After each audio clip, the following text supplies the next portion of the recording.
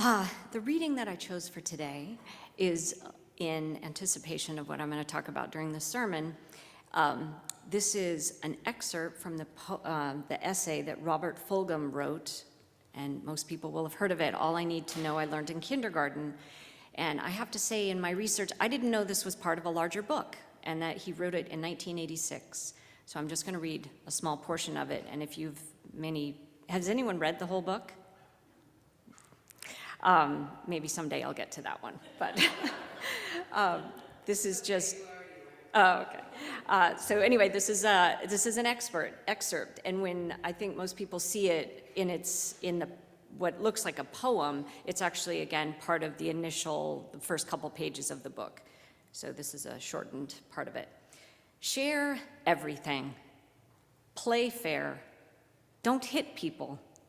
Put things back where you found them. Clean up your own mess. Don't take things that aren't yours. Say you're sorry when you hurt somebody. Wash your hands before you eat. Flush. Warm cookies and cold milk are good for you. Live a balanced life. Learn some and think some and draw and paint and sing and dance and play and work every day, some. Take a nap every afternoon. And when you go out into the world, watch out for traffic, hold hands, and stick together.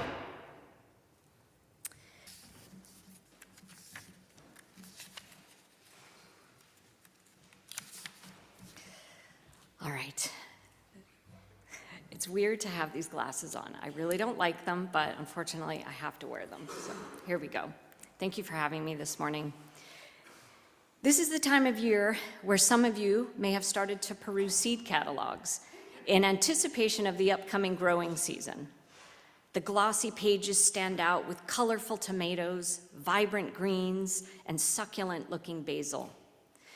Gardening aficionados find this exercise incredibly hopeful for warmer days, bright sunshine, and the promise of something fresh to eat. I am certainly no exception.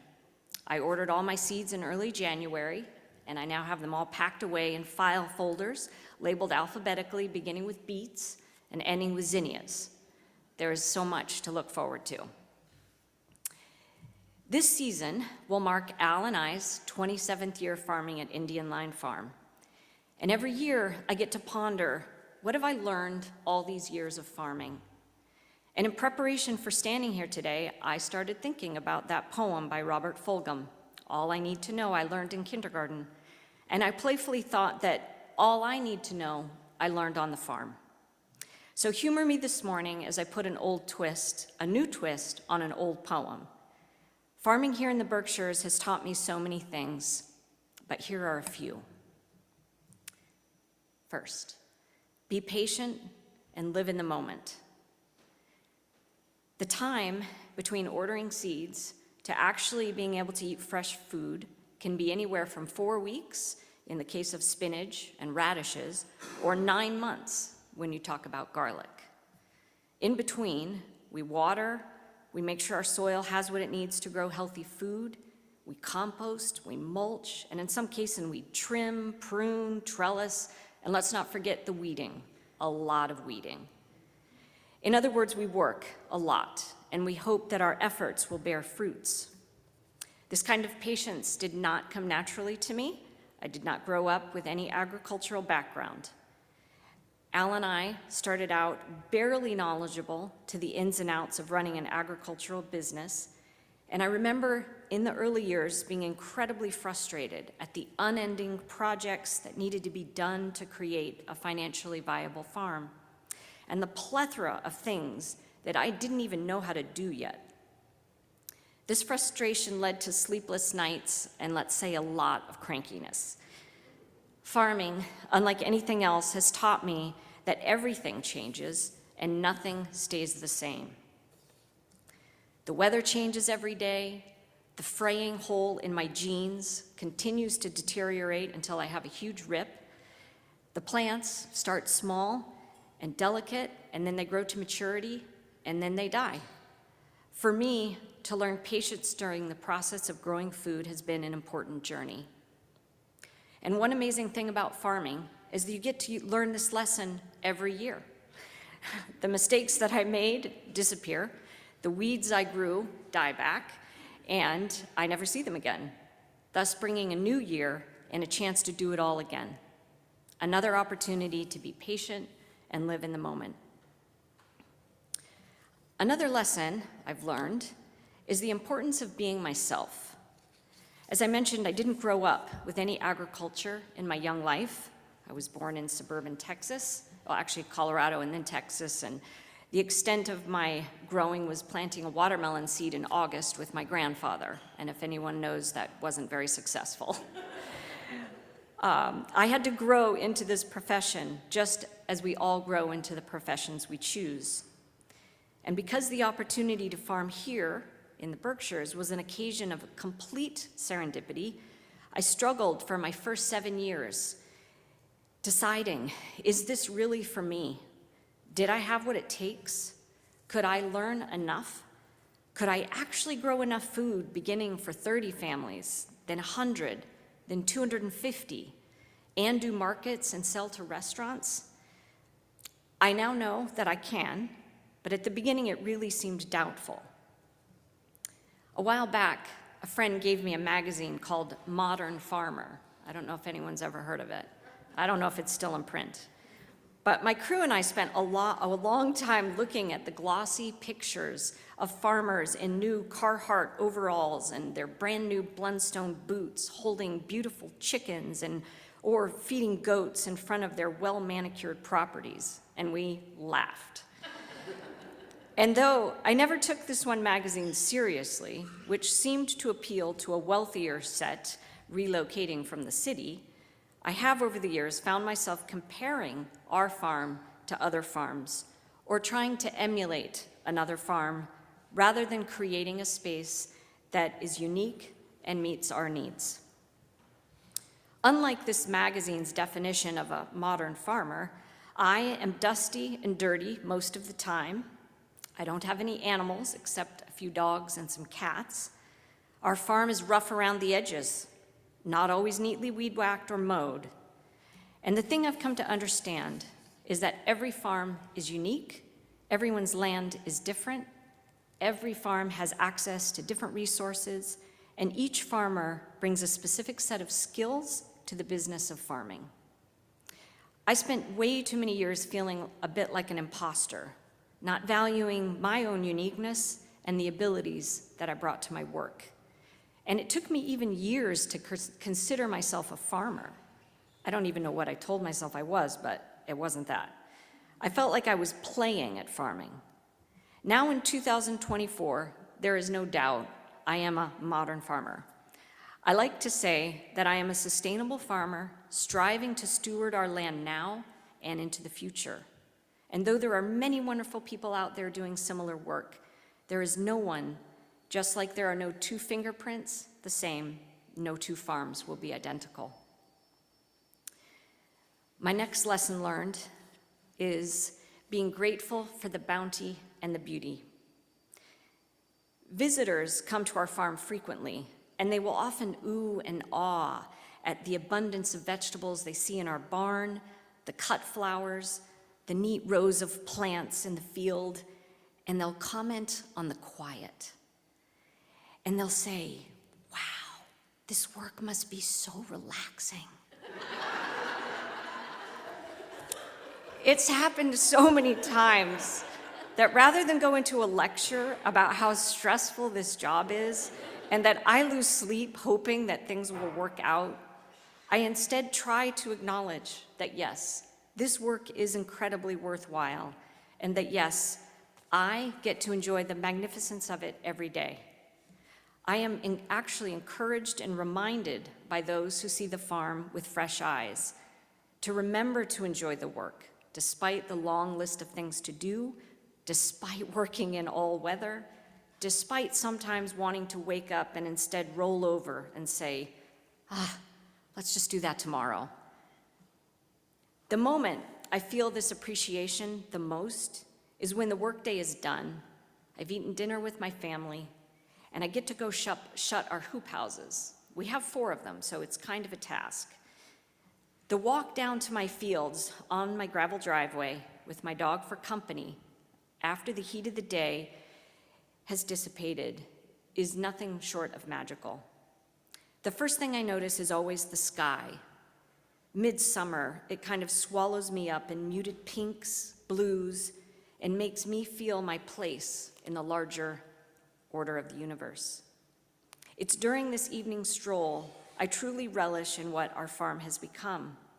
I feel pride in what my crew and I have accomplished that day and begin to envision the possibilities of what tomorrow will bring.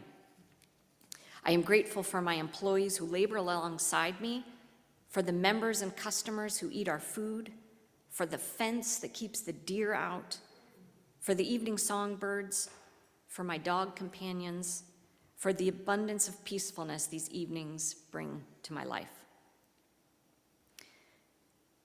A natural consequence of this gratitude for me is generosity and sharing my abundance with others. And it brings me great joy to both sell our produce and also to give some of it away. We are grateful to work with the Share the Bounty program, part of Berkshire Grown, where we are given money in the amount of two CSA shares every year, which go directly to the People's Pantry in Great Barrington. And at the same time, we have a line on our CSA sign-up form, which allows members to give extra money so that I in turn also can give more shares to the pantry, and also gives me the discretion to give financial aid to members who request it. In turn, I have decided to match any of those funds with more produce to people in need. And I like to think of this as kind of a chain of generosity. The generosity of others has allowed me to be more generous. Next, our farm has taught me to be flexible and intentional. Globally, as we all know, we are living with volatile weather patterns, and farmers know all too well the dangers of this unpredictability. Farmers are particularly vulnerable to drought, flood, and drastic changes in temperature. Last year, many of you, I'm sure, heard on the news, Massachusetts, New York, and Vermont farmers suffered greatly from late May frosts, which froze flowering apple, pear, and peach trees, as well as 2 July storms, which caused severe flooding. Some farmers adjacent to rivers experienced near 100% losses for the season. Farmers throughout time have lived with this kind of unpredictability, and we are certainly a tenacious bunch. That said, even more so now than before, we have to be flexible about the changes coming our way and be as ready as we can for what I call climate surprises. At Indian Line Farm, we came out better than some, as we aren't on a river and our soil is well drained. Our overall losses were relatively little in comparison to some. But all this unpredictability can create a sense of despair. But we do have tools that we can use to create a more resilient farm, and ultimately it is my responsibility to care for my soil like it was my child. Healthy soil, rich with nutrients and biodiversity, is so much more resilient to drastic changes that we focus a lot on cover cropping, decreased tillage, and adding compost and amendments to increase our soil capacity. We are also so lucky to live in a state that cares so much about agriculture and provides millions of dollars in various grant funds to ensure Massachusetts farmers have what it takes to continue growing food. Therefore, it is with an attitude of both flexibility, intention, not fear, that I take on every season.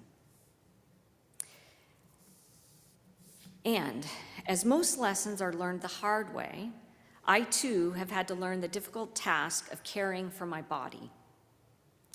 The physical work of farming is exhausting and stressful. We are a small farm that uses many elements of mechanization, but nothing what the big boys do, as I like to call them, those who grow acres and acres of the same thing and can have tractors take on the heavy lifting. I equate small-scale farming with an Olympic sport. The bending, the lifting, the twisting, the carrying, the washing, the moving heavy boxes of vegetables repeatedly takes its toll on our bodies and minds. And did I talk about the bending over part? The bending. When I turned 40, I realized that I truly was in this for the long haul. And I began recognizing that my body was the most important tool I had. And if I didn't take care of it and condition it to do this Olympic farming sport, no one would. Older farmers often have bad backs, bad knees, and I imagine them groaning when they get out of bed. I decided that that was not going to be me. So I began during the off-season going to CrossFit. I had given Al a gift certificate for Christmas for a free month, and he never used it. So I decided to try it, and I became hooked.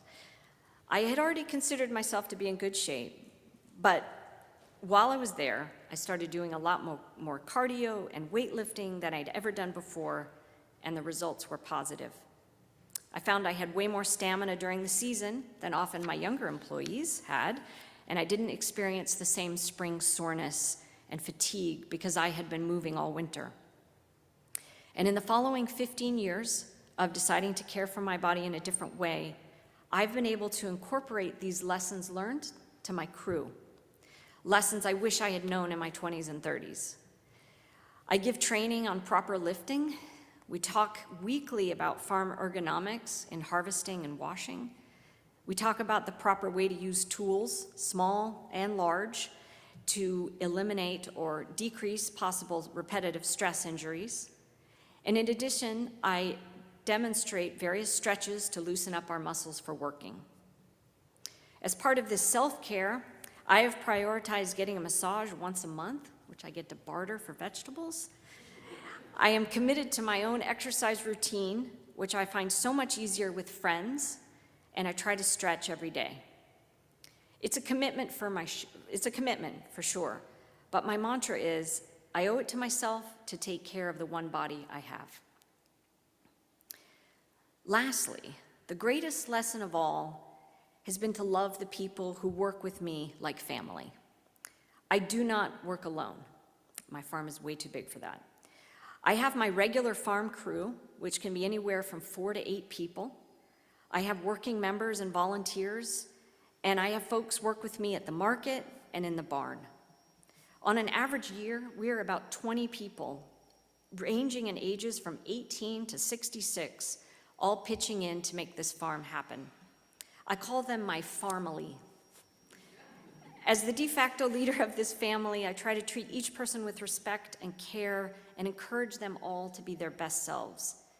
I take my job as an employer seriously and have multiple check-ins with each crew member every year throughout the season, going over goals and expectations and offering peer reviews from all other crew members. I feel I have a unique opportunity to help people shine and have a better understanding of who they are, what makes them tick, and how to encourage them to be the best team member and human they can. And in turn, whether they know it or not, they are doing the same for me. I could go on with so many more lessons learned and complete a similarly poignant poem like Mr. Fulgham's Lessons Learned in Kindergarten, but instead, I'm going to leave us today with a few verses from 1 Corinthians chapter 13, verses 1 through 7. Many people may recognize this passage as it is frequently read at weddings.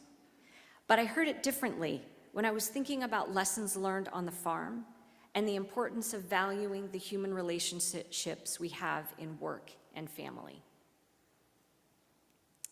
So, chapter 13. If I speak in the tongues of men or of angels, but do not have love, I am only a resounding gong or a clanging cymbal. If I have the gift of prophecy and can fathom all mysteries and all knowledge, and if I have a faith that can move mountains, but do not have love, I am nothing. If I give all I possess to the poor and give my body over to hardship that I may boast, but do not have love, I gain nothing. Love is patient, love is kind, it does not envy, it does not boast, it is not proud, it does not dishonor others, it is not self-seeking, it is not easily angered, it keeps no record of wrongs. Love does not delight in evil, but rejoices with the truth. It always protects, always trusts, always hopes, always perseveres.